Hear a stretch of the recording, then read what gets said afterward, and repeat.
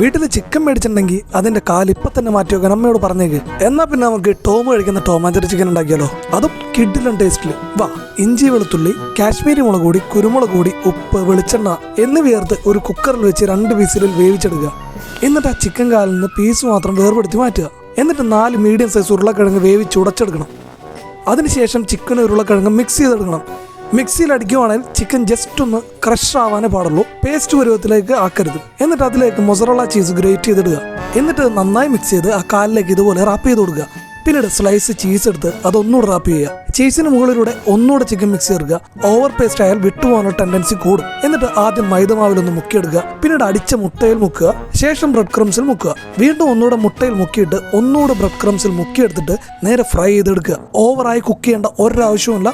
Brown colour ആകുമ്പോൾ എടുക്കാം. ചീസൊക്കെ ഇഷ്ടപ്പെടുന്നവർക്ക് ഉറപ്പായി ഇഷ്ടപ്പെടും. എന്നാൽ ഇതിനെ കാരണം ടോമാഞ്ചറി ചിക്കൻ എന്ന് പേര് കൊടുത്തതല്ലേ.